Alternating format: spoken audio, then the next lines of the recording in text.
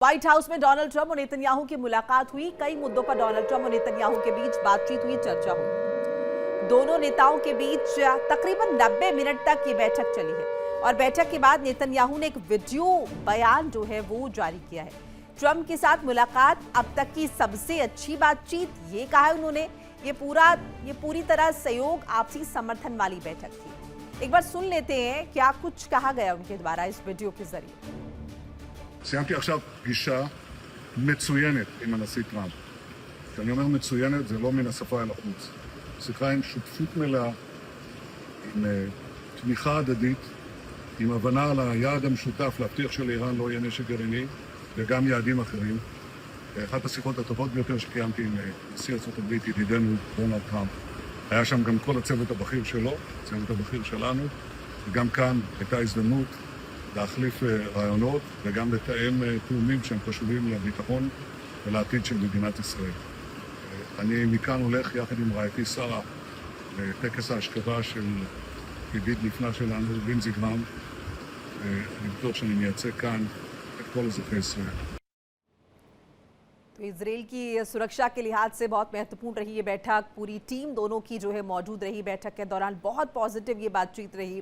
बहरहाल मेरे साथ तमाम मेहमान बने हुए। डॉक्टर सिंह, बेंजामिन नेतन्याहू की बॉडी लैंग्वेज, उनके फेशियल एक्सप्रेशंस इतने ज़्यादा पॉजिटिव थे। अब ऐसी क्या बातचीत हुई होगी दोनों मुल्कों में? और साथ साथ जाहिर है उन्होंने ईरान का भी जिक्र किया कि ईरान के पास परमाणु शक्ति नहीं होनी चाहिए, लेकिन इतनी पॉजिटिविटी उनके चेहरे पर ये जो नज़र आ रही है इस बैठक के बाद, क्या मायने इसके निकाले? क्या ये खबर ईरान के लिए अच्छी नहीं होगी?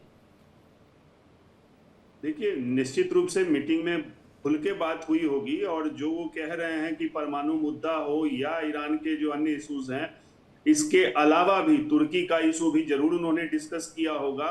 और खास करके लेबनान में जो हो रहा है और गजा में जो हो रहा है, वो उस पर ट्रंप ने बात जरूर की होगी, क्योंकि गजा की जो स्थिति अभी हो गई है उस पर इजराइल की काफी खिंचाई हो रही है इंटरनेशनल लेवल पे। और दूसरी तरफ लेबनान में अमेरिका ने कोशिश की है एक संघर्ष विराम की, लेकिन वहां भी बात बनती नहीं दिख रही है।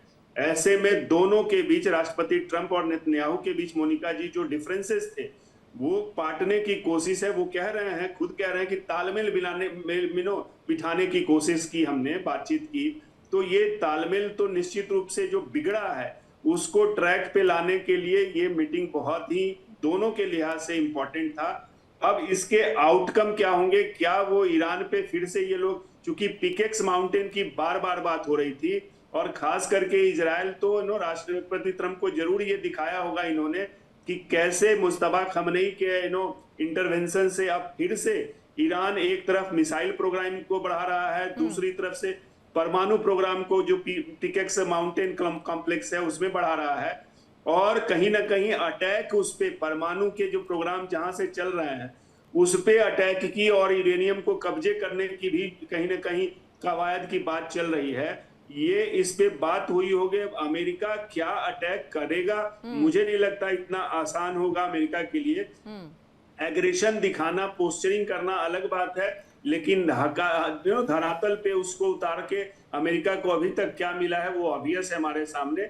लेकिन निश्चित रूप से अमेरिका और इजराइल की जो एक कह लीजिए कि दोनों की दोस्ती है, इस मीटिंग से निश्चित रूप से डिफरेंसेस को पाटने में और उसको मजबूत करने में दोनों के सहयोग, आपसी सहयोग को एक ये इंपॉर्टेंट मीटिंग हुआ। ठीक है, इस बीच एक खबर जरा साझा कर ले दर्शकों के साथ। जॉर्डन पर ईरान के ताबड़तोड़ हमले लगातार जारी हैं। ईरान ने जॉर्डन पर कई मिसाइल्स दागी हैं। अमेरिकी ठिकानों को ईरान ने निशाना बनाया। जॉर्डन में एयर डिफेंस सिस्टम को एक्टिवेट किया गया है।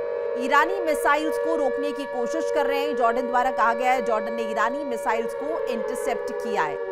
देवनाथ जी, ईरान की तरफ से लगातार रिटालिएट किया जा रहा है, लगातार ये अटैक्स जो हैं चल रहे हैं। नेतन्याहू ट्रंप बातचीत कर रहे हैं, वो 60 दिनों की बातचीत का भी मैटर चल रहा है, लेकिन ईरान भी लगातार अपनी सैन्य मौजूदगी दर्ज करवा रहा है।